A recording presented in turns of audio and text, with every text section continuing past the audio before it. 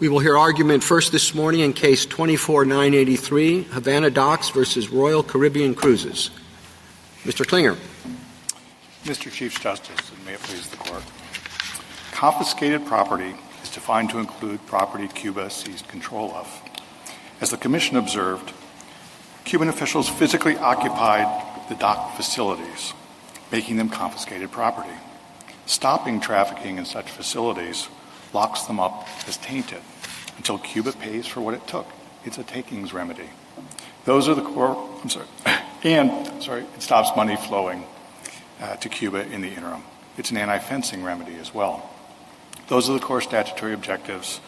They require an ongoing remedy. Because trafficking is in facilities, not property interests, term limits on interest have no effect on the remedy's duration. Instead, that remedy's duration is set out in the definition of confiscated and ends when the claim is resolved or democracy comes to Cuba. That's also true if confiscated property is viewed instead as an interest, the control of the docks taken and extinguished in 1960. Title III is at the core of the foreign commerce power, yet the 11th Circuit shrunk Title III by viewing the issue as though no confiscation had occurred. But that gives little or no effect to future, contingent, life, leasehold, and the many expired interests, including patents, and places an open for business sign on property taken from Americans, all contrary to why Title III was enacted. The cruise lines acted in concert with Cuba and paid state security forces $130 million to make $1 billion without seeking our authorization. They relied on the suspension of the private right of action, but now would have this case be all about Cuban property law. But the Claims Commission conclusively resolved those issues and gave courts all the guidance needed regarding the claim and confiscated property at issue in Title III cases. I welcome the Court's questions. What exactly is the property here that has been confiscated? The interests that were taken from us are the equivalent of a leasehold and comprised the docks, the land, the rights to operate those, the concession, and machinery. Confiscated property, though, in terms of the anti-trafficking prohibition, is the docks themselves. I thought your claim had to do with the usufruct rights that you had. That's correct. The claim reflects the particular interests that were taken from us. Those include two usufructs, the first of which gave rights over an area that allowed us to construct the works and operate them. That's plenary control. As the 11th Circuit indicated, the usufruct is for all uses and for all fruits. And the other usufruct was in relation to the areas between streets on the land that was granted later. And that's, again, a plenary commercial control in relation to those. So it seems as though you are treating the usufruct interest that you have almost as a actual ownership of the property itself. So I wouldn't say that, no. We're treating it as essentially ownership of a leasehold, a set of interests related to the facilities. The facilities themselves are what was seized and are set off limits, but that's the underlying property. We don't own the docks other than in the sense of having held a leasehold interest in relation to those. But you normally don't think of someone as confiscating a lease or a leasehold. That's right. That's exactly our principal argument, is that we don't naturally think of trafficking or confiscating necessarily being the interests, that it's the underlying property that is the sort of subject of the anti-trafficking prohibition, and then the taken interests are reflected in the claim. Counsel, isn't the other answer to Justice Thomas and the concerns about what is the nature of this property taken care of by the statute itself? Because it seems to me that property is a defined term here, and that the statute itself includes the kinds of interests that you're talking about, not just real property, but also things like the leasehold interest you're describing. Absolutely. Leasehold and any other interests are included in the statutory definition. And I would say that the property definition is so broad that it includes both the underlying things, the res, and the interests themselves. And it has two parts. The first part is, as you say, the sort of real, mixed, and personal property, the things, Yep. the underlying things. And then the second part is the interests. And that can be present, future, contingent.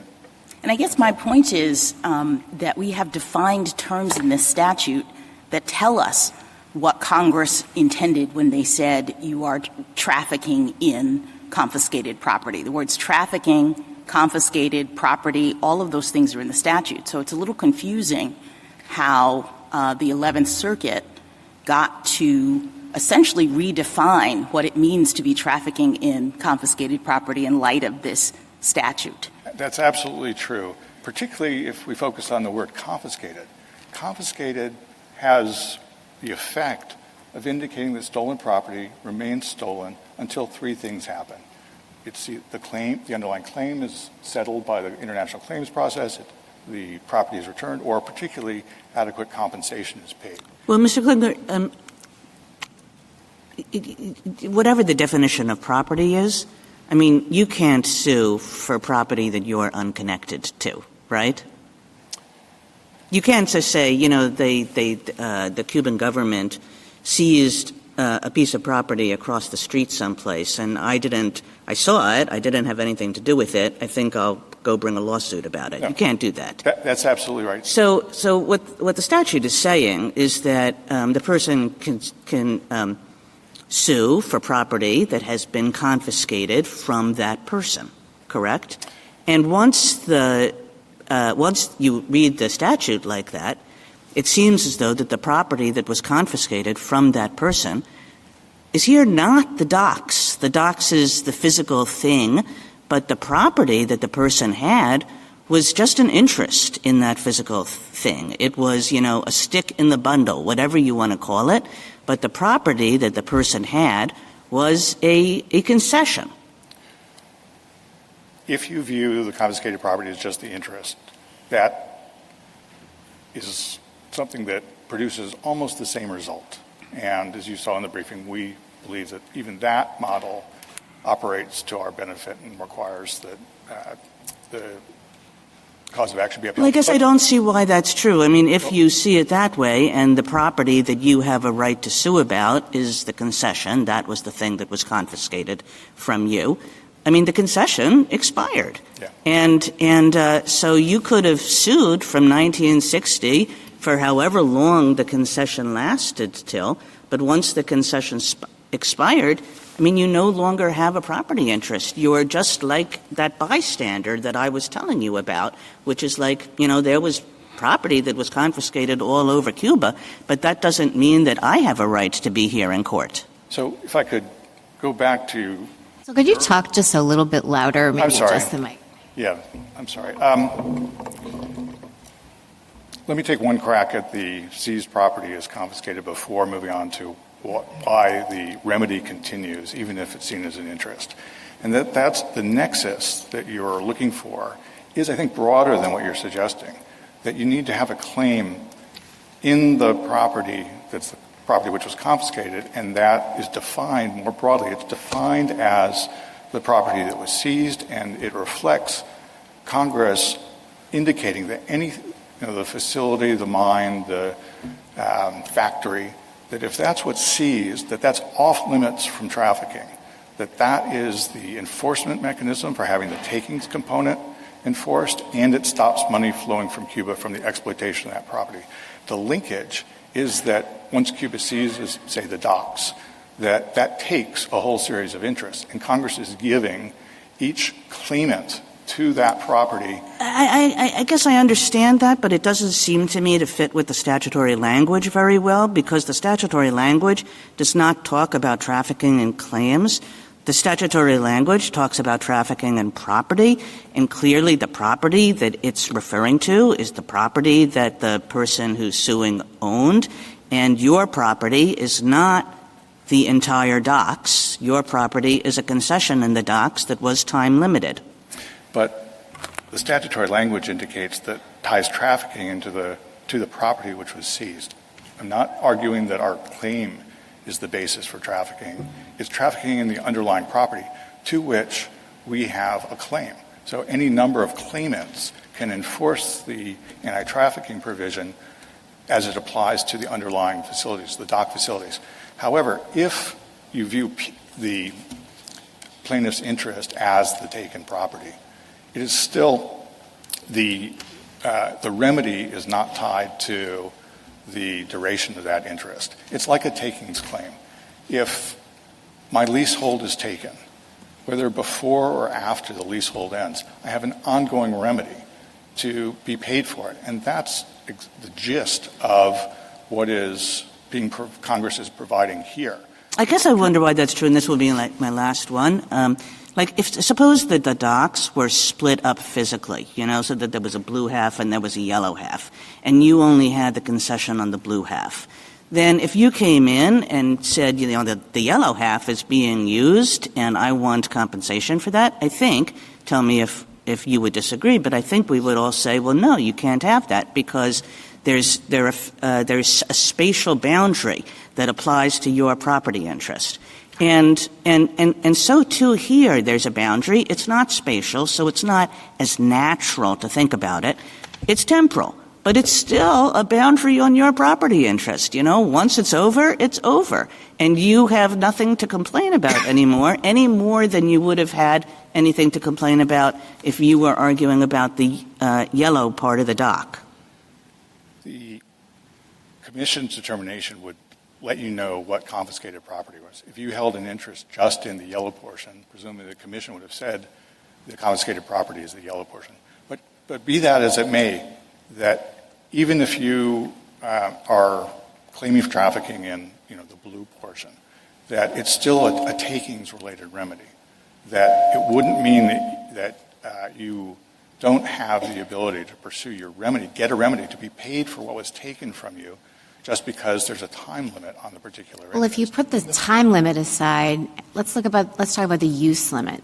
So as I understand it, you had a cargo usufruct, right? Your concession was only for cargo and the cruise ships used it for passenger? Am I understanding that correctly? No, we completely disagree with that. We think that we had plenary commercial control as a result of being granted each of the usufructs. What an usufruct is the equivalent of a leasehold. That's the closest translation.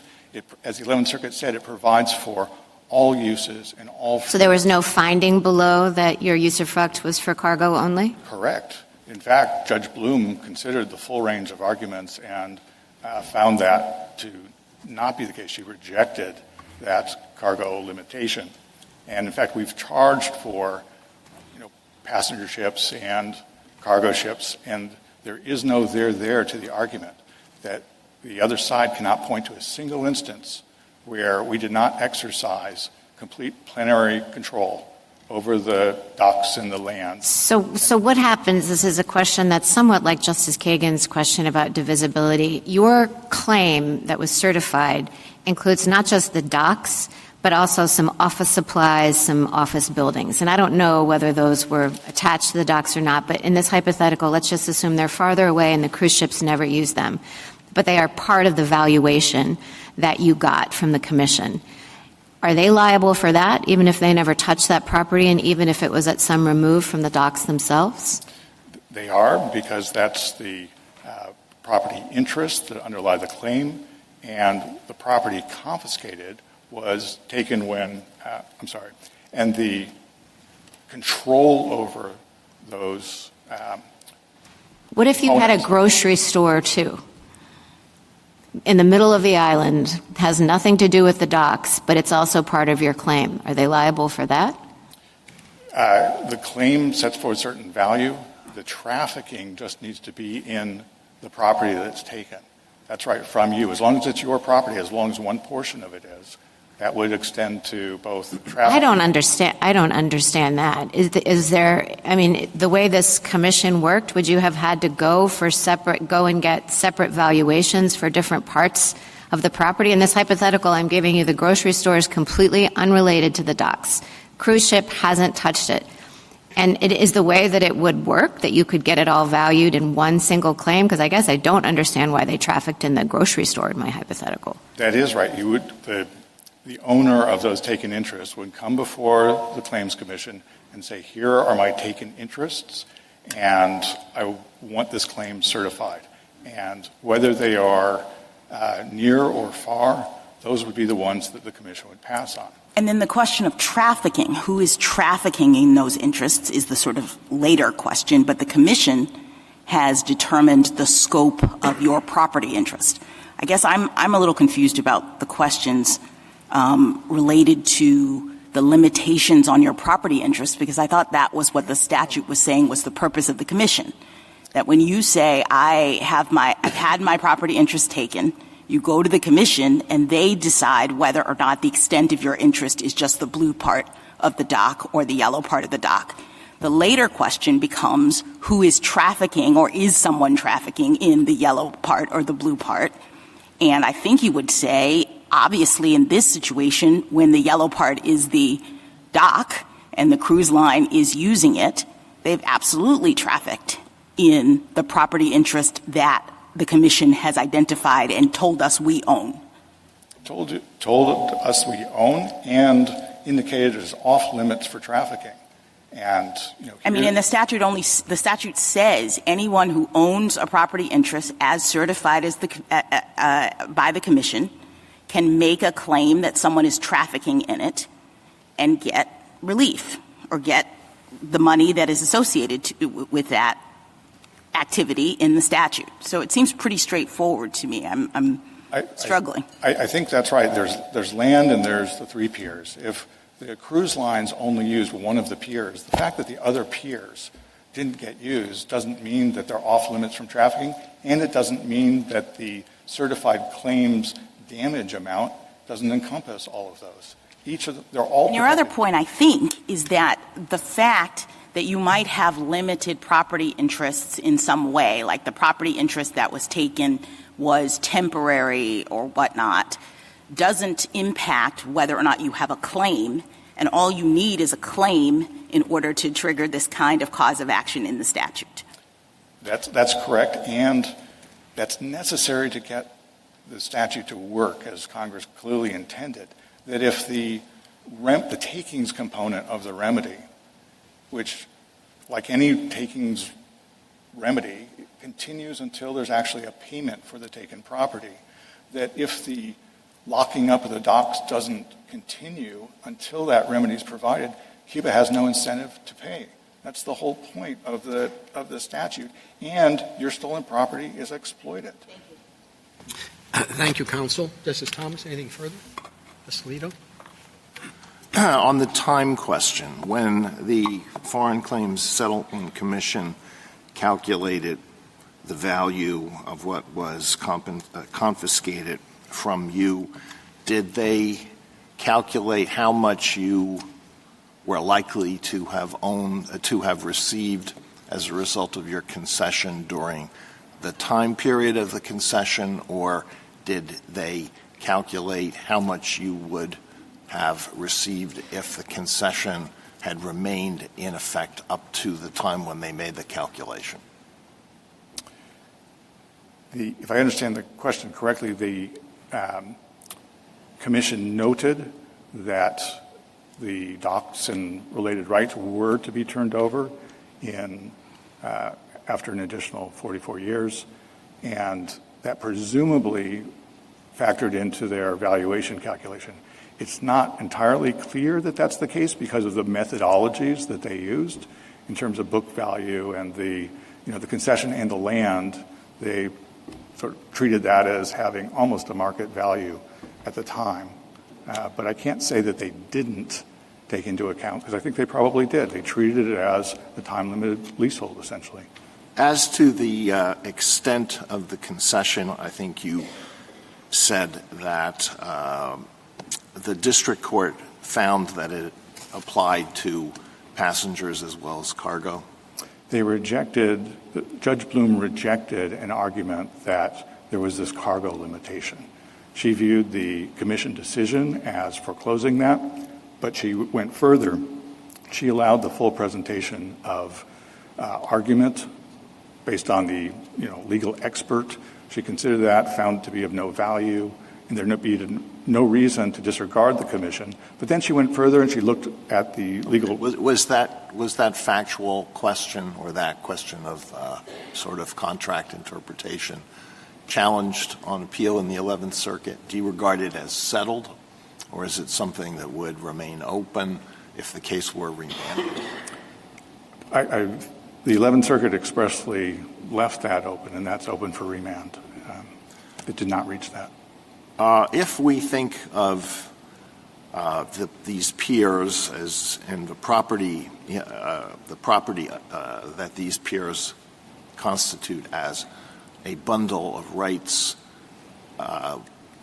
did the Cuban government from the beginning have what would be the equivalent of a fee simple interest in the pier? Yes. They have a fee, yes is the short answer. You had basically. They were like the lessor, and we were like the long-term lessee for the leasehold. So what other rights are there in this? What other rights are there in this bundle of rights? Besides that? Besides the interest that the right that the Cuban government retains, your concession, what else is there? There's the physical property itself, the docks. There's the land. There's the concession. The Cuban government owned the land from the beginning, right, or not? Yes, and they essentially leased it to us would be our analogy. That's right. We had complete plenary control at the time it was taken, and then our interest was extinguished. And it's that taken interest that is locked into place and continues over time. And now you want to recover a certain amount of money from this one cruise ship line. Were there other cruise ship lines that used these docks during the period, and would you be entitled to receive the same amount from every cruise ship line that used the docks? There were 4 judgments entered against each of 4 cruise lines, and if in the future a cruise line used docks that have been set off by Congress as off limits from trafficking without our authorization, yes, they would be violating the law and subject to the very extensive penalties that Congress imposed in relation to anyone who traffics in property without authorization. Okay, last question. Do you think this scheme is primarily a compensatory scheme, or do you think it is at least equally and perhaps even to a greater extent a scheme that is intended to tell people stay away from Cuba because we want to put maximum pressure on the Cuban government to democratize? I think the latter is the overwhelming impetus from this. Congress clearly also wanted to give claim holders a remedy because they didn't have one in court and the international claims settlement process. But this is as a punitive component to it, and Congress is presuming or wants this property not to be trafficked because that's what funds the communist regime. That's what continues the regime in power and achieving. Thank you. Justice Sotomayor? I'm not sure I understood your answer to Justice Barrett, but I'm more concerned about your last point because I do think the Due Process Clause would have something to say about a time of any kind of recovery where the most you would have been entitled to was reasonable compensation at the time of the Cuban government taking over, correct? And you can put a 3-level, or you might, it hasn't been decided yet.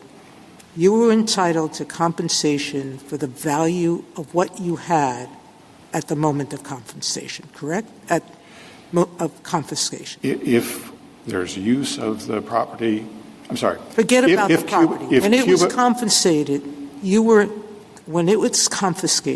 entitled to its reasonable value. Yes, if Cuba paid just an adequate amount of compensation, then that would release the claim. You're entitled to interest up until you receive payment, correct? Correct. But what you're seeking is something dramatically different. You're seeking now not one compensation with interest. You're seeking infinite compensation forever. I think that's what might have troubled the court below. Because it's one thing to say, I am entitled to my value from either the Cuban government or from its proxy, the cruise lines, but I don't know what entitles you to ad nauseum compensation for use by everyone forever. Because that's not an interest in that property. You didn't have an interest in that property forever. With respect, the infinity and beyond point is one that is in Cuba's control. It doesn't matter whose control it is. There's a due process problem in thinking that you're entitled to multiple recovery from infinite number of people who might use this dock that far exceeds by I don't know what proportion the amount that you were owed. The due process concerns are taken account of by notice. Congress, through the statute, and the Commission, through defining what confiscated property was, ruled those off limits. Unless there's a substantive problem with that, Congress... There might well be. There's a substantive excessive fines problem, excessive punishment problem. I mean, this is something that could be left for another day. I understand that. Because that's not what is before us. What's before us is, did you have an interest in the docks? And the answer is yes, correct? Correct. You're admitting that that interest was time limited, correct? You didn't own the docks. It would have been time limited to 2004 had there been no confiscation. But our time limit on that interest was 1960.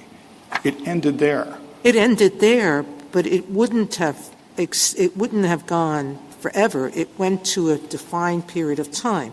So the Commission's charge was to value that interest at the moment of confiscation, right? That's completely true. And for takings analysis... All right. For takings, it's what was that interest then? I agree with that. All right. Now, you said to Justice Barrett that you were entitled to this even if they used a piece of land that wasn't a part of the dock. If it was a store in the middle of the island. Even if they didn't use it. Oh. Like, Yeah, no. Yeah. Did you say if the cruise line had used that store in the middle of the island and it wasn't a part of the dock, you would be entitled to compensation? Correct. That is what is ruled off limits. That's the seized property that resulted in the... The dock was the seized property, not the store. Well... And what did the store have to do with the dock? That's what I'm trying to get to. Well, the store would have been seized as well, and that's where you look to the FCSC's decision. Oh, now you're talking about that the contract, that issue would have included the store as well? Is that the presumption you're making? If the FCSC had considered and ruled that Cuba's confiscation extended to the grocery store as well and was part of our claim, then yes, just as if there had been... It was part of what was seized from you. Correct. And so I'm assuming that our grocery store got seized as well. Because Justice Kagan's question was, if that store had not been part of what was seized, you would not be entitled to compensation. Well, there's two issues. We would be entitled to compensation according to the scope of the damages set forth in the FCSC's claim. There's a separate issue about whether trafficking in that interest would give rise to liability. Thank you. Justice Kagan? Justice Gorsuch? So pick up on Justice Sotomayor's questions. What is the theory you have of why Congress would enact a statute that allows you to obtain compensation from a variety of American businesses, potentially, that vastly exceeds the value of your property? Because Congress had at least dual objectives, and the principal one was to rule off limits from trafficking property that Cuba had seized, or the property interest, however way you wish to think about it, because that was what was fueling or stopping the transition to democracy in Cuba. And that that the taking is the payment in relation to the taking is only going to happen if Cuba has the incentive to do that. And that's why there's an anti-fencing component, too, that is matched to the taking remedy. But they were recognizing the taking remedy and providing an unusual and an unusually large disincentive to be trafficking in property. There's no American company right to be violating the embargo and to be dealing in Cuba. There's no countervailing interest. All the companies, wherever they're domiciled, are on notice of what the scope of the property is, and they have actually, if they need to use it or justify, they can negotiate with the claim holder. They can just seek authorization through a negotiation, or they could just not use it. I mean, those are the choices Congress is presenting to them for extremely important foreign policy reasons. I mean, this is the sanctions and claim settlement portions of the Cuban embargo broadly that are at the heart of the commerce power. And the 11th Circuit gave an extremely narrow reading to those foreign policy interests and to the remedy that Congress had provided. On the lawful travel issue that several of the amicus briefs raise, I assume that remains open even if you prevail here on this issue. Is there anything else you want to say about that at this point? And it's fine if you don't. It does remain open, but I'll just point out that almost all the trafficking took place during the Trump administration, and even during the Obama administration, there was the regulation they rely on expressly prohibited activities that are primarily tourism. And last thing, anything on the briefing at least that you disagree with the Solicitor General on? No, we agree with the Solicitor General's positions, although, of course, we went on to argue at considerable length that even if the property interest is what the confiscated property is, subject to the trafficking prohibition, that we would still prevail, and it's an ongoing remedy rather than one truncated by the 2004 limit that was extinguished and doesn't exist any more than the benefits we received. Thank you. Spirit? Just one question, and it's about valuation of the claim. So I know when you have the commission having valued the claim, that's presumptively the value. But let's say that liability is established. The cruise lines come back and they can challenge that, right? They can challenge the valuation amount? They can challenge the valuation amount. No, they cannot. I thought they could. Congress made it clear that all determinations of law and fact that the commission determines in the claims process is conclusive and final, not subject to review in any court by mandamus or otherwise. That's Section 1623H. Okay, I thought there was an ability by, some heightened evidentiary standard. I don't have. Yes, no, what you're referring to is that there are three types of valuation. One is the amount of the claim. Another is if a special master has made the determination or the commission in the course of considering a claim that's not certified. And then the third is a fair market valuation. But it's the higher of any of those. So that's really only a plaintiff's right to secure. So the defendant has no rights in that. And I'll tell you where I'm going with this. It's just kind of unbelievable to me that in the grocery store hypothetical, that if you had these disparate interests all over the island and your claim, and that was the property taken, that someone who uses the docks is going to be liable for the value of the grocery store, and let's say you also have gas stations, let's say you have lots of things because you just happen to be someone with wide-ranging property interests. You're saying there's no way for the defendant to get out from under that huge liability, which is just because of the chance that you happen to have wide-ranging interests on the island. It could just as easily have been docks and somebody who owned nothing but the docks. That's right, but the chance they have to get out from under that liability is to not traffic in confiscated property deemed off limits at all or without our authorization. Okay, thank you. Justice Jackson? Just to follow up on your response to Justice Barrett, the chance they have is to say we're not trafficking as the statute defines it in those particular property interests.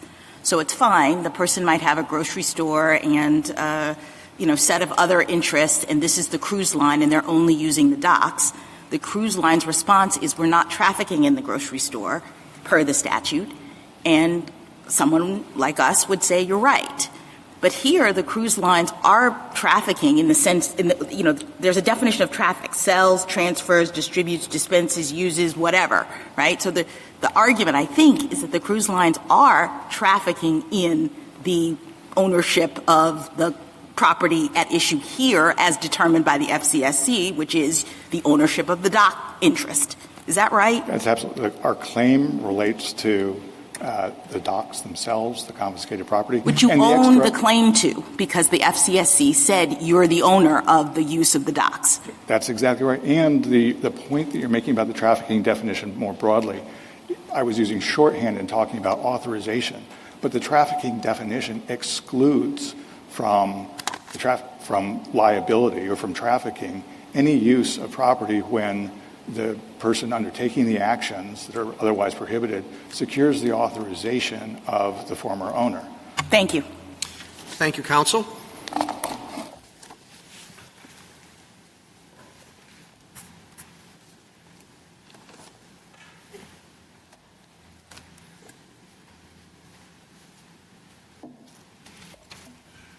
Ms. Brown?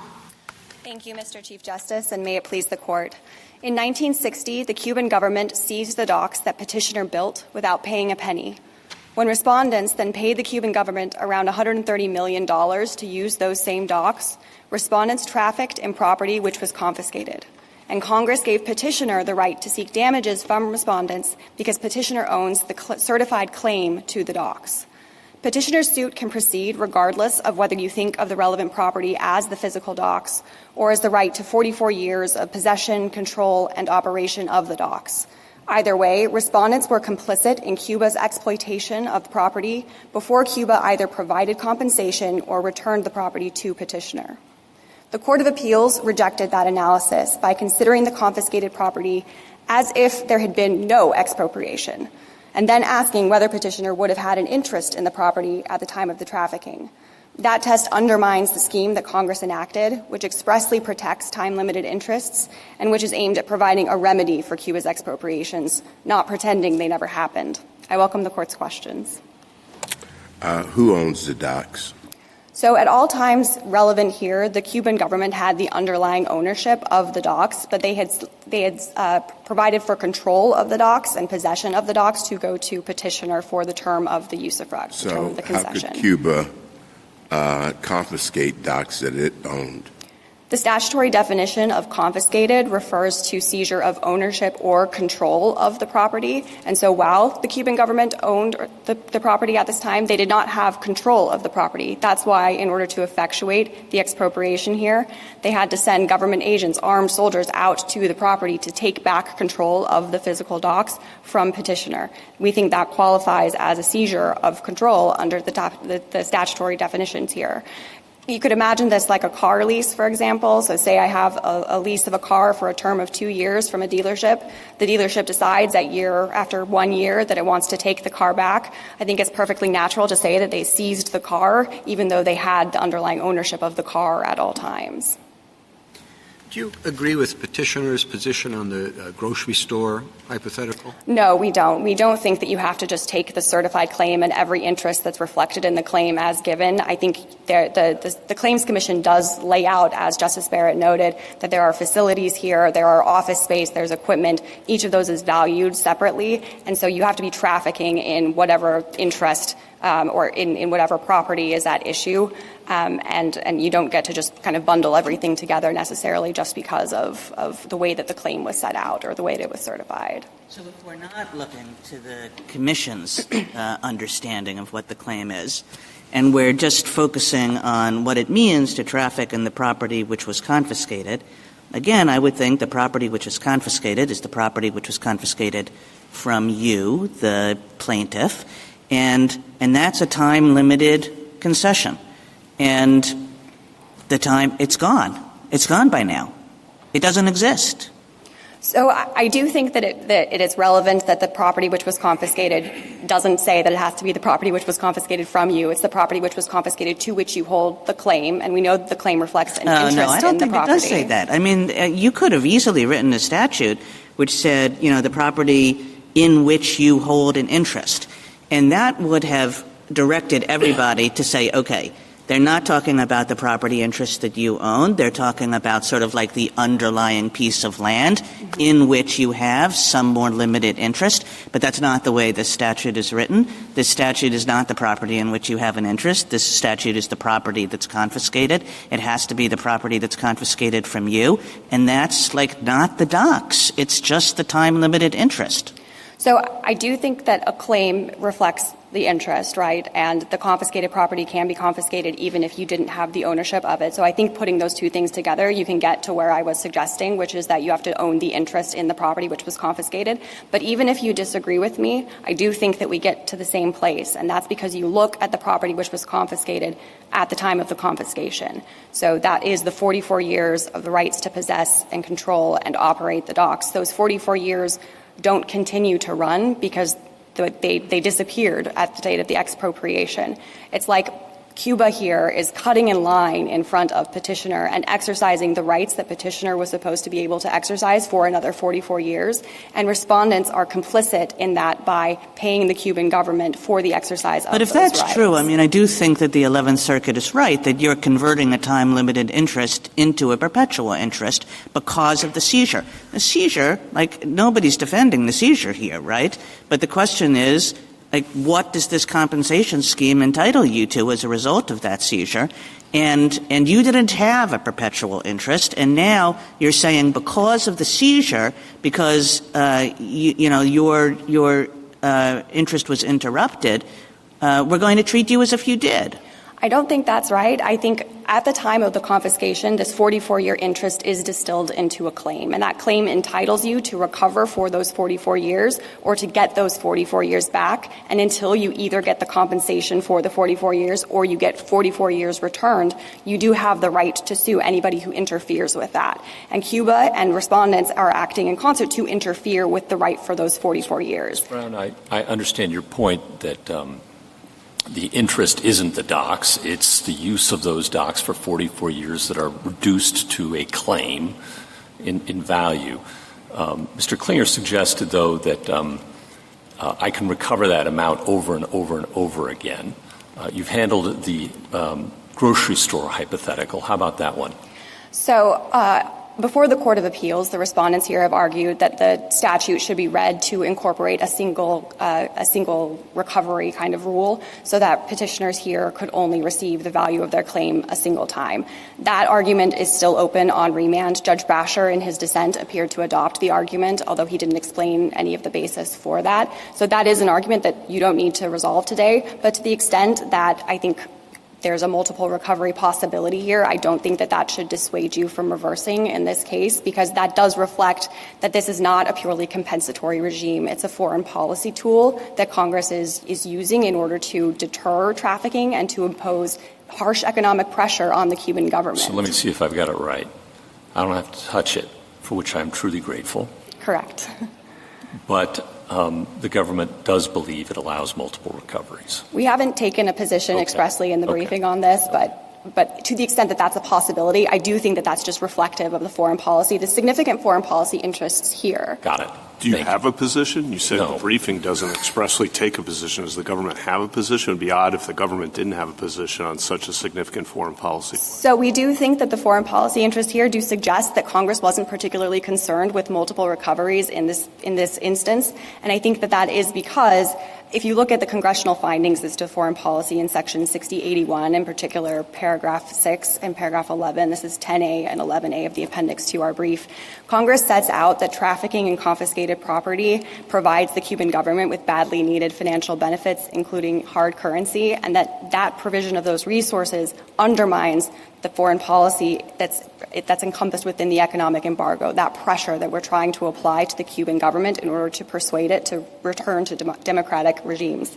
And I think that allowing for the fact that some companies have paid off the claim to mean that then they can continue business with Cuba and continue paying Cuba millions of dollars. That really undermines that foreign policy interest. This isn't supposed to be a cost of doing business for companies. It's supposed to be a poison pill that essentially deters them from ever operating with Cuba, at least with respect to the confiscated property, unless and until the Cuban government returns that property, provides compensation for that property, or otherwise returns to democracy. Could we also glean from the enactment history here what Congress was really trying to do? And that is not necessarily set up a compensation scheme, as has been said, but the fact that the Cuban Claims Act, which initially created the Foreign Claims Settlement Commission in 1964, just a few years after all this property was taken, but didn't give a remedy, suggests to me what Congress was doing was really freezing and trying to highlight the fact that this property is taken, that it has a lot of value, and we're going to set up a system to prevent Cuba from trafficking in it. It did not, at that time, sort of the initial thrust of this, focus on how much anybody was going to get or the people whose property had been stolen, what is the avenue for recovery. That wasn't the focus. It was to try to keep Cuba from trafficking in this property. I think that's exactly right. That's reflected specifically in Section 6081 in paragraph 11. Congress notes there that there is no existing judicial remedy for the victims of these confiscations and that it wanted to provide such a remedy in the federal courts of the United States. And then when the remedy comes along, it may seem pretty draconian to suddenly give multiple recoveries to all these people, but if you think of it in light of Congress's intention to really, really make it hard for Cuba to traffic in these properties, that kind of a sanction makes at least some sense. Yes, that's exactly right. This was intended to be a huge deterrent. It wasn't intended to be something that people actually ended up paying because it was supposed to make them think twice about ever getting involved in these kinds of transactions at all. Thank you. Thank you, counsel. Justice Thomas? How far is there any limit to how far Congress can go with this sort of poison pill remedy? As Justice Sotomayor mentioned, there are some due process concerns, I suppose, that could be raised to the extent that the recovery so far outweighs something else. I think that nobody would kind of bat an eye at this if the recovery was just going to the Treasury instead of going to petitioners. Respondents here have raised due process concerns as to the remedy as well. That is another issue that will be open on remand to the extent that the court has further concerns with that there.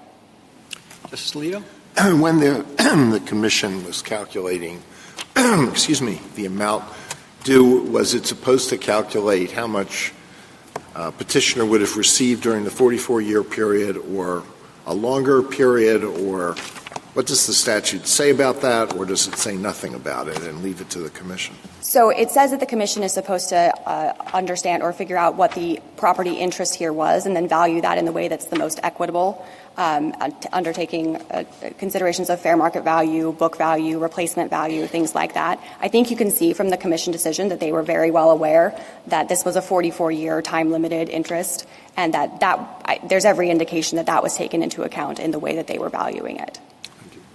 Sotomayor? I'm not sure you're answering the question.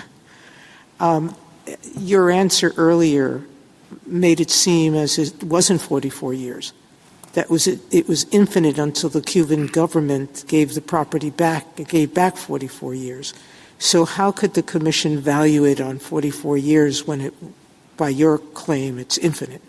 So the claim... Until Cuba acts. The claim continues to exist, and the claim continues to be able to be enforced until then. But the value of the interest... When I think of claim, I think of like a lien. All right? And I thought that analogy in one of the briefs was very useful. I lend someone money. Sometimes I lend it for purposes of that property, but often I lend it for the person to use it on something else. But I take a lien on property. That means that lien exists until somebody pays it off, all right? And if someone buys that property and knowing the lien exists, they have to pay me, even if though they may have given the full value to the owner, the full owner. And that's what I think this law is like, correct?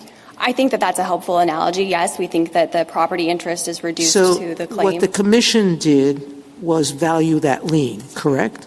Yes, they valued the 44 years. All right. When I read the law or the snippets of it that were given to me, it seemed to say that the respondent could challenge that the value was presumptive that the commission gave, but that they could fight it if it was not right, correct? So I don't think that that's correct. The way that I read that is that the presumption is that the Claims Commission's valuation is going to be the amount that you recover. You can't challenge what their valuation was, but you can challenge whether that is the right amount to recover or whether you should instead recover fair market value. Yes, exactly. Yes, that is correct. So that's still open. The other side said no. So that it's to the extent that that's what my friend said, I think that that's incorrect. But I do think that you would have to show that the fair market value is the greater of the amounts, because the recovery is for the greater of the claims certified amount, the other amount that the special master determines, which isn't relevant here, or the fair market value. But if you can show that the fair market value is greater and is the appropriate amount to be applied in this situation, then that's what's going to apply. I see. So he's right. Okay. That's what I need to know. Justice Kagan? I'm sorry. No. Justice Kagan? Justice Gorsuch? Justice Kavanaugh? Do you want to say anything on lawful travel? In particular, the story on the other side and in the amicus briefs is that they did this at the encouragement of the United States government, and that they consulted with the United States government, who told them they were good to go. I'm paraphrasing. Yeah. They say that's lawful travel, and I notice in your brief you don't take a position on that. Do you have a position on the lawful travel in this case? So the government has not made a determination in this case as to whether the particular activities here constituted lawful travel, whether they were within, I think, the general license that respondents were purporting to operate under. We have in other cases. They were told that previously, weren't they, by the government? They say that they were. Again, we haven't made any kind of determination that that is correct. To the extent that respondents received assurances from appropriate government officials that what they were doing was lawful and authorized, we do think that that would raise due process concerns. To the extent that the 11th Circuit wants huge ones, wouldn't it? To the extent that the 11th Circuit wants the government's position and determination on those issues, the 11th Circuit has, in prior cases involving lawful travel, asked for the United States' views on those kinds of questions, and we would be happy to provide them at that point. We haven't provided them here simply because it's not a part of the question presented. Thank you. Justice Barrett? So you agree that would be open on remand? Yes, definitely. Okay, and then just one question. Let's say that I agree with you about the time question, and I think it has to be gauged at the time of the confiscation. I just want to go back to that use question I raised before. So there's this dispute about whether it was cargo only or if it was passengers too. I mean, the statute repeatedly talks about the property that was taken. And I took you to agree with that insofar as you distanced yourself from your friend's answer to the grocery store hypothetical. If it turns out let's say it's open on remand, that really it was just cargo, then does that mean that the cruise lines did not traffic in the property if they didn't use it for cargo purposes? So not necessarily. I do think it depends on, first, what you think of the property is, because if the property here is the docks and they had an interest in the docks and someone trafficked in the docks, then their interest would reflect that their interest was limited just to cargo uses and not to passenger uses, and that would be connected to the valuation, but it would still qualify. But I think the cargo versus passenger thing here is kind of a red herring, because even respondents have acknowledged that if petitioners had the exclusive control of this particular piece of property, if someone used it for a different purpose than they did, that would still be infringing, I think, on their right to use. This is the hypothetical with like the building where one floor, where you lease it out and there's a use restriction and it can only be used for office space, and then someone comes and uses it for a restaurant. Everyone agrees, I think, that that's still trafficking in confiscated property. So the real question here is whether this was an exclusive right to the docks or a non-exclusive right. And on that, we see nothing in the record that would indicate that it was non-exclusive. Certainly, the Court of Appeals didn't take that position. Otherwise, there would have been no need to remand for further consideration of the trafficking that had occurred before 2004 if this was a completely non-exclusive interest that could have allowed for others to use it. And isn't it the case that part of the value is that they had invested in building the dock? So it's not just like the car lease where I was going to have to keep paying monthly, and then you take the car, and then what have you really lost? But here, it was like their consideration was that they had a lot of money invested that they never got back because Cuba confiscated it. That's exactly right. They built the docks. The payment for the docks was supposed to be the right to operate and commercially benefit from them. Mrs. Jackson? Can I just get you to quickly explain the role of the certified claim in your analysis? I'm concerned that we might be led to reason from first principles about property law in general when really the certified claim process, which is in this statute, is doing very important work.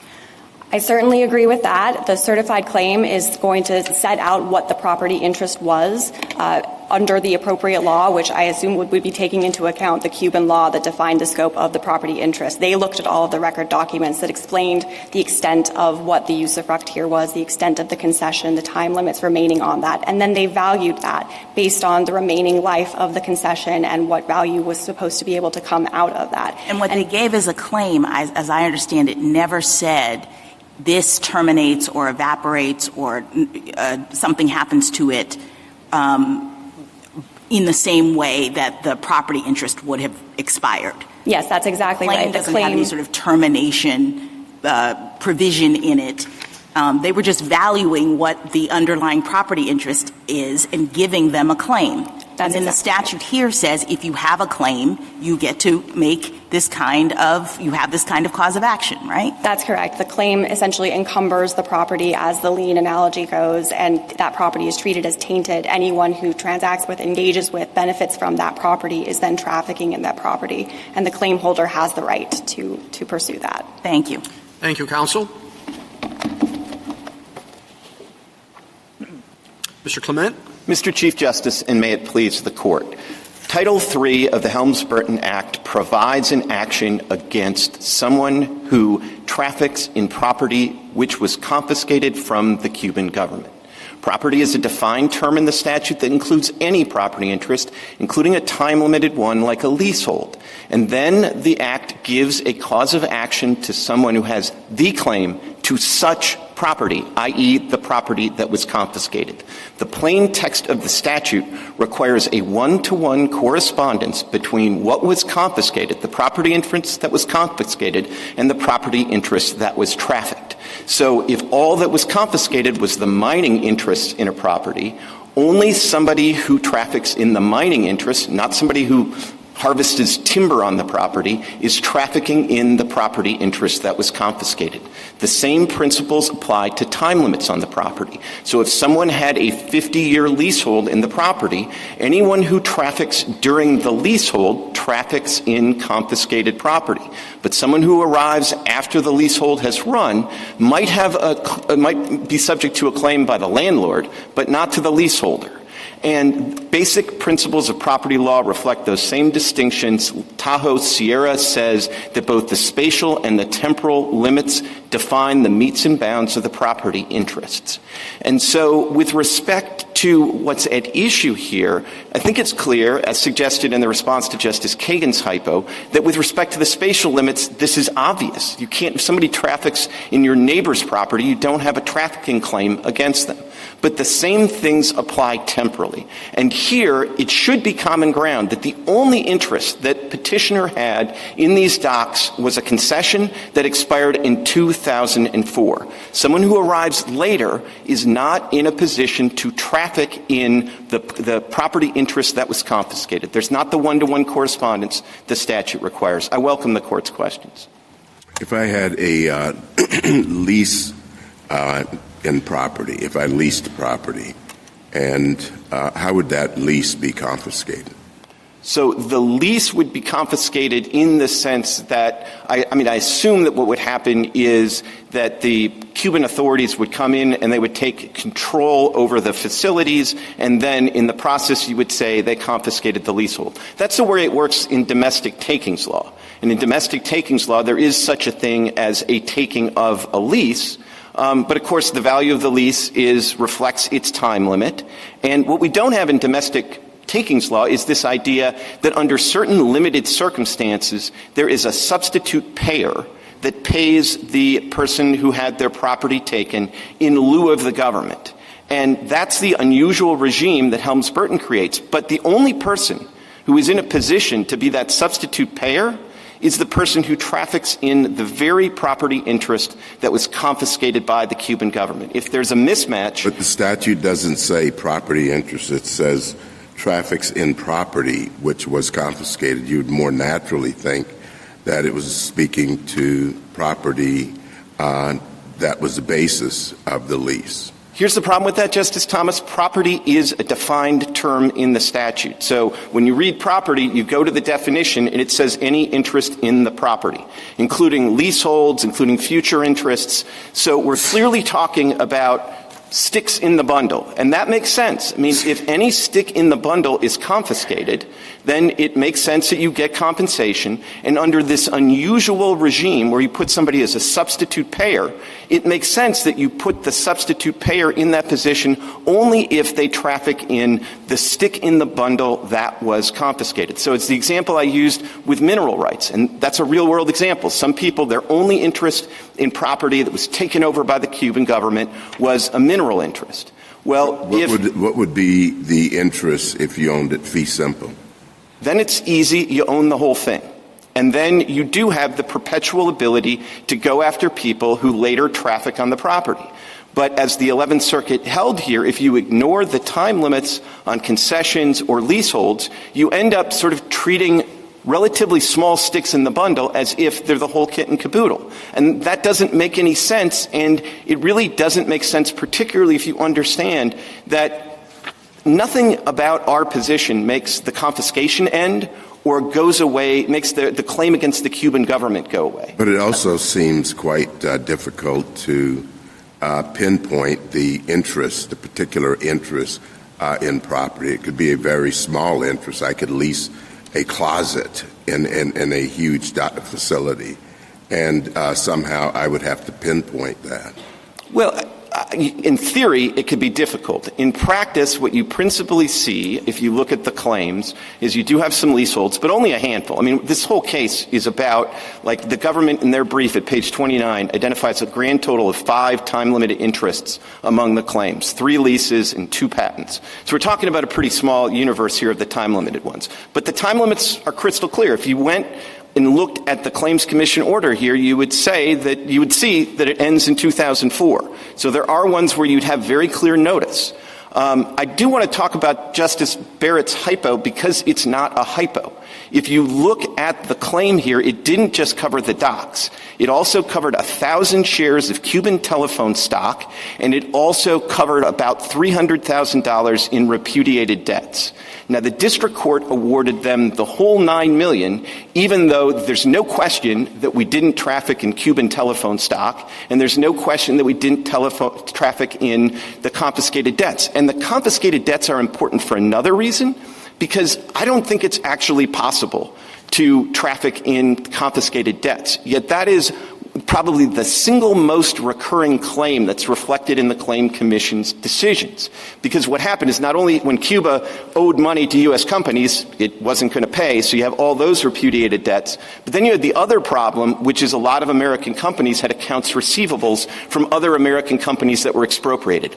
All of that's part of the confiscated property. I'm sorry. I'm following you, but I struggle just a little bit. The docks were confiscated, right? Well, the petitioner's time-limited interest in the docks were confiscated. The docks were confiscated. I can't agree to that with all due respect because Cuba owned the docks. So the only thing that was confiscated is the part of the docks they didn't own, which is the time interest. Okay, they confiscated control of the docks, right?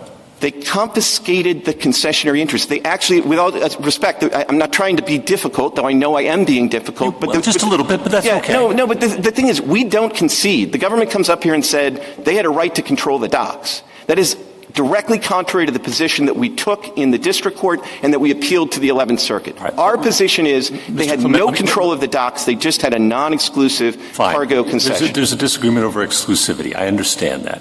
But for purposes of this question, let's put that aside. There is confiscation of a property interest in the docks. How about that? Can we agree on that? We're together. Okay. And there's no question that your client has used the docks. We have used the docks. I agree with you. We just haven't trafficked in that which was confiscated, which is a time-limited concession. And there's a claim with respect to those docks. There is. The claim reflects the time limit. And if you look at the claim... And the claim reflects the time limit. Okay. All right. So we have confiscation, we have trafficking, and we have a claim. What's missing? What's missing is the overlap between the property interest that was confiscated and the property interest that was trafficked. So the property interest that was confiscated was a time-limited interest. Well, where do you get that from? It says traffics in property which was confiscated. Right. Any property of any kind in which was confiscated. Yeah, got that. Right, but then you keep reading, and when you keep reading... I've got it right all the way. I do too, and if you keep reading, it says that you shall be liable to any United States national who owns the claim to such property. And the such property is plainly referring back to the property which was confiscated. Yeah. QED, with all due respect, this statute requires a one-to-one correspondence between what was confiscated and what was trafficked in. I think I follow all of it except for the QED.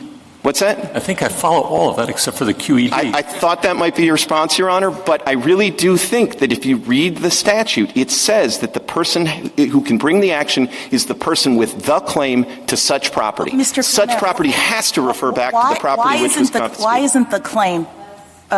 refers to property which was confiscated, and so that kind of goes back to Justice Gorsuch's point, because such property refers back to property that doesn't have an article in front of it.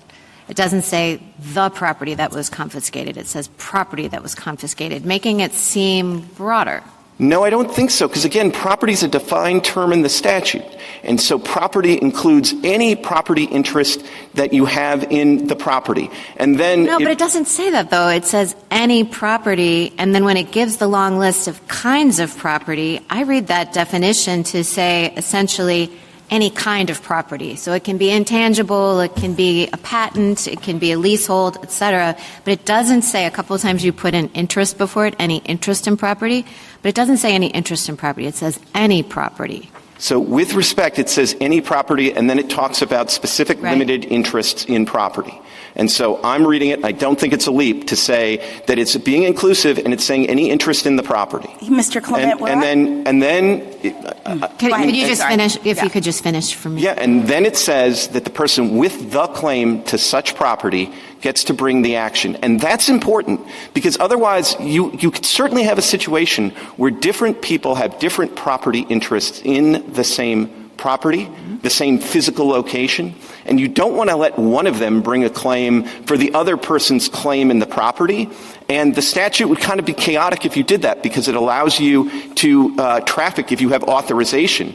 Well, presumably you need to get authorization from the person who has the exact interest in the property that you plan to traffic in. And similarly, there's a provision in the statute A5D that's worth a look because that provision suggests that basically once somebody brings one of these actions, it's exclusive to anybody else bringing an action in the property. Now, again, if property means a specific slice of the bundle, a specific stick in the bundle, statute works great. If I have a leasehold and somebody traffics during my leasehold, I can bring an action for my leasehold. But I don't get to give authorization for trafficking years later and interfere with somebody else who's got the fee interest. I'm sorry. Clement, why doesn't the statute also work great if we understand that it has a provision that gives some authority to the FCSC to tell us what the person's property interest is? It seems to me that your analysis has at least, I counted 2 problems, but that's really the main one in that you're trying to get us to evaluate what the person's property interest is when this statute gives that responsibility to that agency. That is, in fact, all that agency is supposed to be doing is listening to the arguments that you're talking about and deciding what this company's, Havana Docks' property interest is. And once they've decided that, they said, you have a claim to enforce the interest as we've defined it. And the statute then appears to say anybody who has a claim can come in and try to recover in this way. And the other thing that I think is missing from your analysis is that nothing about the statute says that the scope or extent of that claim is tied to whether their property interest was temporary or limited or anything like that. And that's the way you seem to want us to read it. You cut out the FCSC in the analysis, and you say, but they only had a limited property interest, so that expired before we arrived, and so they don't get to press their claim. There's nothing in the statute that says the claim should be evaluated based on what the property interest was. The FCSC does that. They tell us this person has a claim, they evaluate all of the limitations, and then the statute operates perfectly. So with respect, Justice Jackson, we're not fighting what the Commission certified. What the Commission certified was actually a time-limited interest. And if you look at that's obvious at Joint Appendix 259 because they say it expires in 2004, but it's even more obvious if you look at page 256 of the Joint Appendix where they say that the whole claim to ownership and control of the docks is on the basis of a concession. Right, but and what they don't say is that the claim that we are certifying today has the same limitations as the limited property interest that we are evaluating. That's the thing you're missing, I think, in order to make your argument work. I don't think so with respect, and I think it's no different if I can take Justice Kagan's hypo. If the Claims Commission looked at this thing, and I forget whether it was the blue or the yellow, but if the Claims Commission said, you got the blues, that's great. And then if somebody traffics in the blues, I have a claim. Now, I want to say if you traffic in the blues, you don't get the claim to the Cuban telephone stock, but that's a separate issue. But you get what is specified in the claim, but you don't get a claim over the yellows just because they're near it. So why didn't you traffic in the blues? I understood you to be trafficking in the blues for the purpose of this hypothetical. Well, but what I'm saying is by parity of reasoning, what happens for the spatial limits of the property interest have to apply to the temporal interest in the property. So think if there were like 2 stacked leases, 50 years and then another 50 years. If you traffic in year 45, you have a trafficking claim against the person who owned the first leasehold. But if you traffic in year 55, you have a claim against the person who owns the second leasehold has the claim against you, but the first one doesn't. And keep in mind, there's nothing terrible about that. This statute, Congress didn't think it was giving a trafficking claim to everybody who had a claim against Cuba. There are lots and lots of claims that by the nature of the property, you're not going to have a trafficking claim. It didn't think it was giving a claim to everybody who had a claim, giving a claim that could be asserted in court to anybody who had property confiscated by the Cuban government.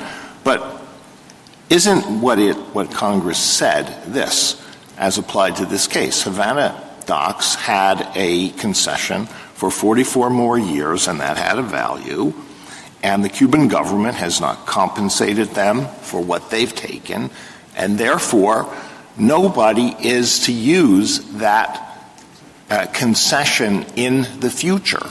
That nobody is to use the property interest that was the subject of that concession in the future until there's compensation from the Cuban government. It's not so. You go into this with your eyes open. Now, maybe you were misled by the government. That's another story. But if your client came to you and said, "We're thinking of docking our cruise ships." What's the Helms-Burton Act going to mean for us? I mean, a lawyer like you would say, whoa, you're taking a big risk. Well, I would say, yeah, it's a close question. We might end up in the Supreme Court of the United States. But I would say, I'll tell you what my best view... I would bet you would not, you would not advise them full speed ahead, and we'll litigate this in the Supreme. What I would tell them is there might be reasons to be somewhat cautious, but my best reading of the statute is you don't have anything to worry about after 2005. And the reason I say that is because, first of all, the statutory text specifically says that you have to traffic in the property interest that was confiscated. Now, obviously, I've pieced together some pieces of the statute, but I think that is the best reading, that you need the one-to-one correspondence. And then I would say, look, I pulled the claim. And when I pulled the claim, I saw that the only basis for a claim to ownership of the docks was on the basis of the concession. That's Joint Appendix 256. And then I keep paging through, and at Joint Appendix 259, it says that expires in 2004. So I would say, look, there's a lot of money under the statute. The way the petitioners interpret it, there's an enormous amount of money under the statute. So you may get sued, but if you want my best answer is you're in the clear after 2005. And like I said, that doesn't really distinguish it from a whole bunch of other property that Cuba confiscated. From the Sabatino case, they confiscated sugar. It's a perishable good. The sugar that was confiscated in 1960 is not available for trafficking anymore. That doesn't mean that the claim to the perishable good it doesn't mean that it wasn't confiscated. It doesn't mean that the people in Sabatino don't have a claim against the Cuban government. It just means that in the nature of certain property interest, there will either be very little sort of window for trafficking in that same property interest, or there'll be none at all. As I said, if your reading of the statute is correct, it's argued it would make hash of the coverage of patents. And that does seem to me to be correct. Why is it not? Well, it's not for two reasons. One is because the universe of confiscations didn't stop in 1960. So as at least a theoretical matter, and that's what you should be looking at if you're worried about deeming terms superfluous in a statute, you could confiscate patents going forward. But the second reason is as a theoretical matter, Congress included patents because it thought that even though all the patents that had been issued to Americans in Cuba before the Cuban Revolution had expired after 17 years, somebody here might go to Cuba after the enactment of the Helms-Burton Act and get a patent on something under Cuban law, and then the Cuban government might subsequently confiscate that patent. That's why Congress included patents in the statute. So I think, in fairness, I think Congress included patents in the statute because it wanted to be comprehensive of all interest in property. But I don't think it's a far-fetched hypothetical to say that somebody might have, illegally left Cuba from the Cuban government standpoint, had a patent, and that patent was canceled, and that might be something that they could bring an action to. The other thing I will say is, look, the government looked through all these claims, and they found, even in 1960, they found only 2 claims that involved patents. And I do think this does underscore the point that Justice Barrett alluded to, which is it just can't be right that if you traffic in anything that's covered by one of these claims, that you get to recover the full amount of the claim. Because, one of the 2 patent claims that they point to on page 29 of their brief, I looked it up. It's ITT. So ITT was one of the largest sort of confiskees, if you will, and the total amount of their claim is $500 million. The value of the patents that were confiscated is $7,000. Now, first of all, I think the reason we're right about patents is because, I think it's weird to create a perpetual patent. But if you assume that that's the right answer, and so that patent becomes the super patent, and it continues to apply, and somebody infringes on one of IT&T's patents in 2026, they can't be entitled to the full $500 million in the claim. Or if they are, I'm going to stop doing what I'm doing and move on to something else, because that is an unbelievable windfall. So it has to be that it's not the claim.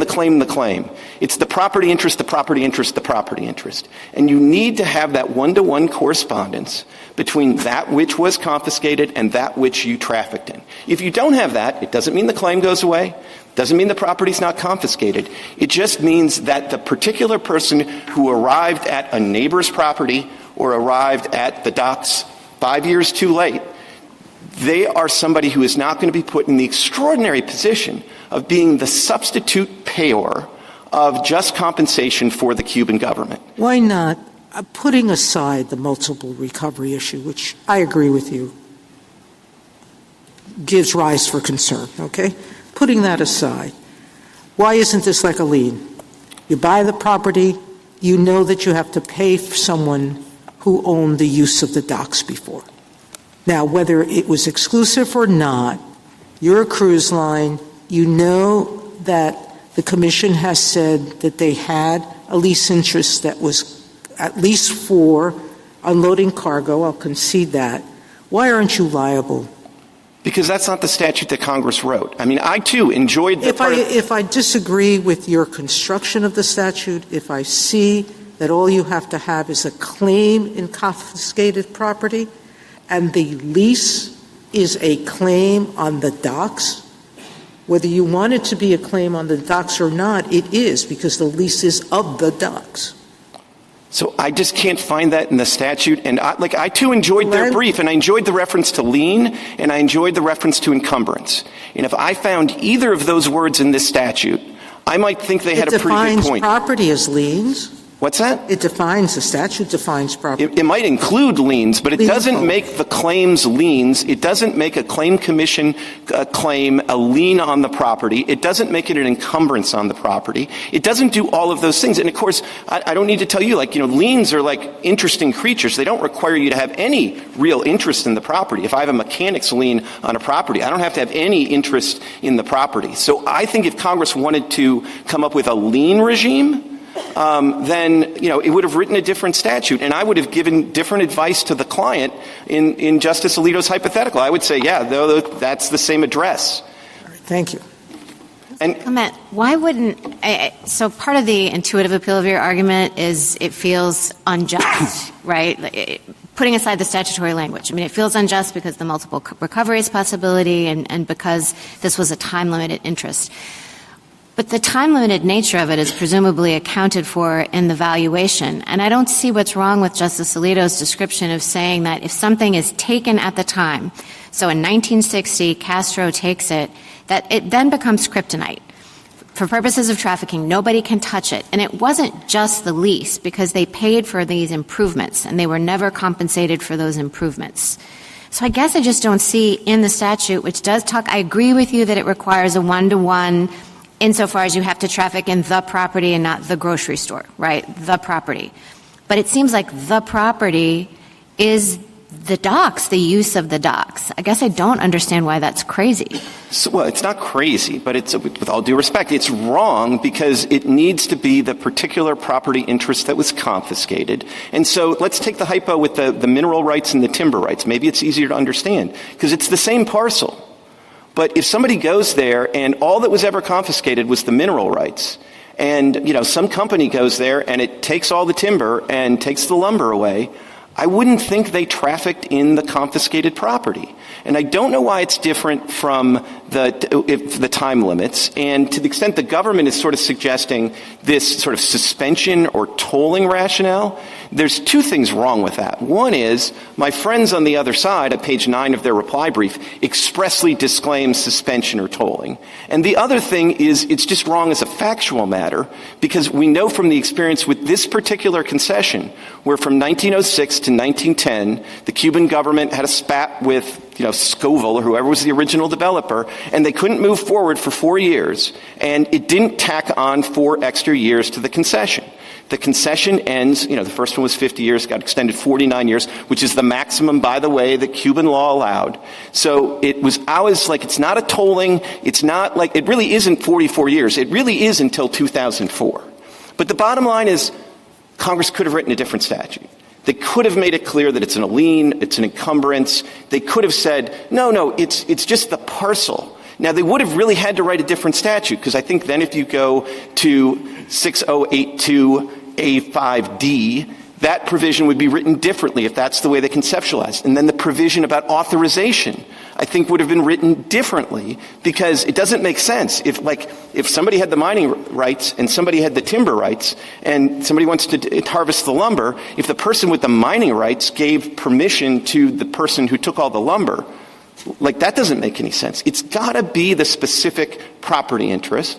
And if that's true spatially or for mining versus timber, there's no reason that's not the right answer for the basis of time. Mr. Clement, what's your response to it would have been written differently and in the way that you describe if Congress's aim was compensation?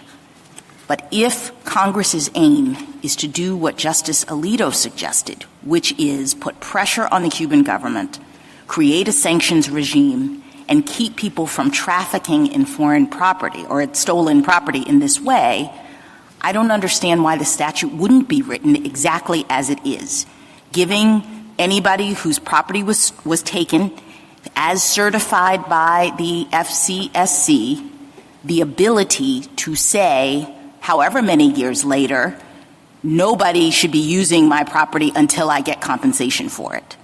Well, first of all, it all depends on what we mean by my property. And I would say my property is that which was confiscated. Can you answer the extent to which what we expect to see in the statute, the structure? You keep saying Congress would have written it a different way. But I'm saying Congress would have written it the way you're talking about if they were trying to compensate people. But you're not saying it has to be compensation, right? I mean, there were 44 more years left in which these kinds of suits could have been brought.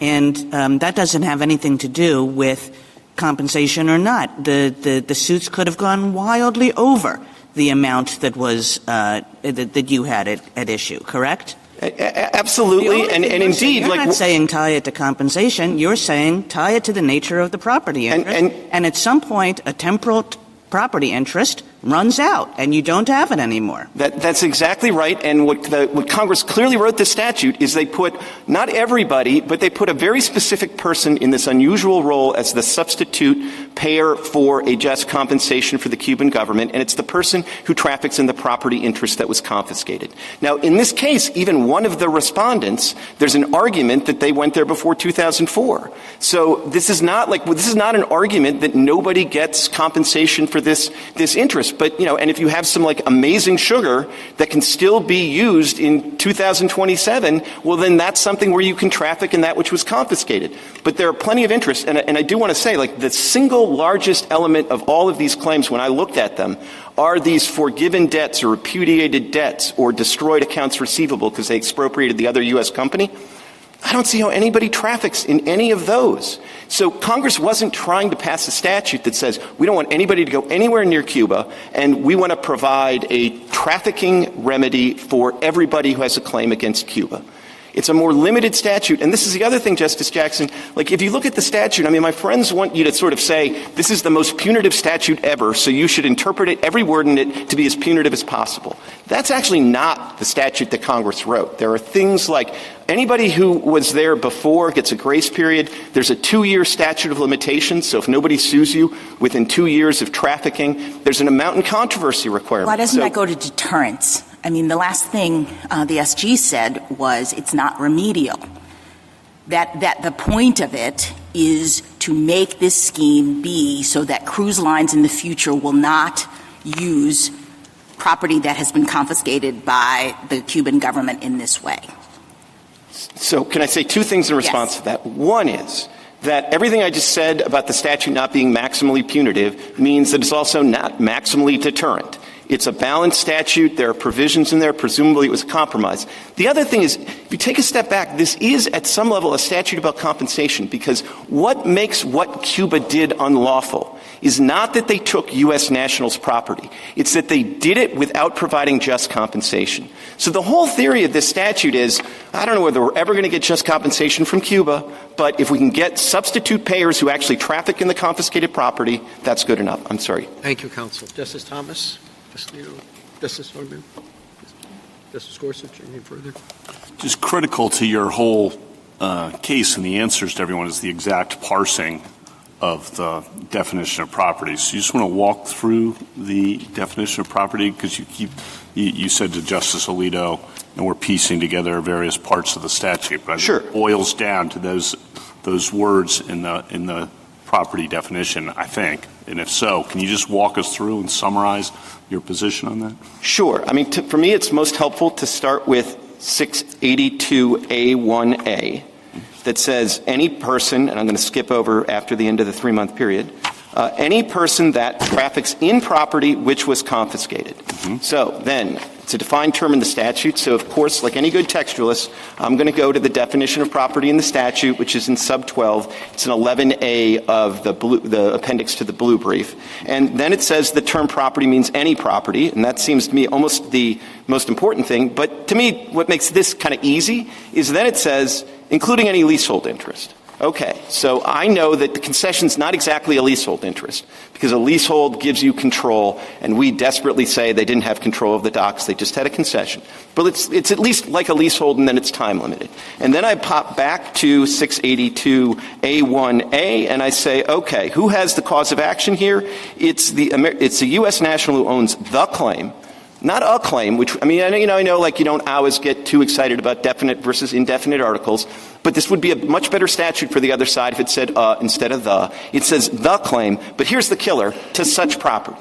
And so the such property has to refer back to the property that was confiscated, and that isn't like the street address or the docks as facilities. That's the property that was confiscated, and that includes a leasehold, but when the leasehold's over, you're not going to be in a position to find somebody who trafficked in that which was confiscated.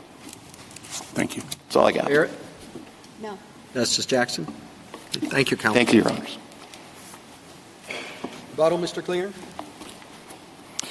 Just a couple of points. First, the claim. It doesn't stand in isolation. Section 682 requires proof of ownership of the claim.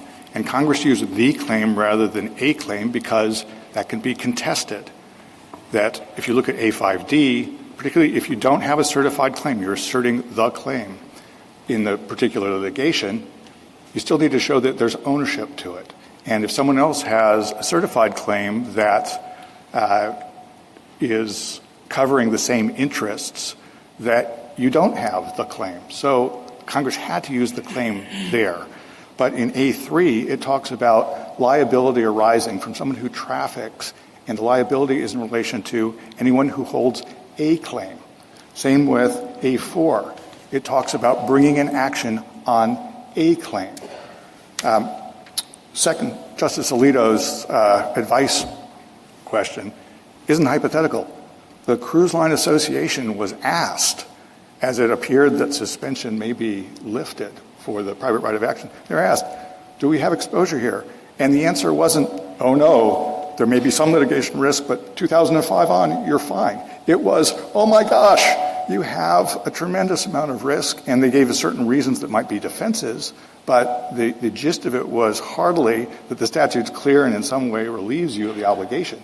And when the cruise lines were lobbying to keep the suspension, or to keep the private right of action suspended, they said, please, President Trump, don't implement the private right of action because we're liable for hundreds of millions of dollars. They knew exactly what had happened. They'd been advised by their lawyers. We have the Clio memo in the joint appendix, and the 2005 issue didn't even feature, at least prominently. There's a lot that were mentioned. You can throw one of the, well, and then a third is, I just want to tie the foreign policy interest to the scope of the remedy here. I think that, kryptonite was a better example. I wish I'd used that, but this is designed by Congress to put property that had been seized off limits from trafficking. That's what fueled the communist regime. That's what was trying to be prohibited here, in addition to giving an incentive for Cuba to make a remedy, but I don't think that was actually expected. But if you take the 11th Circuit's approach here, almost as nothing is left of the statute in this regard. That it's not just a few time-limited interests, it's leases.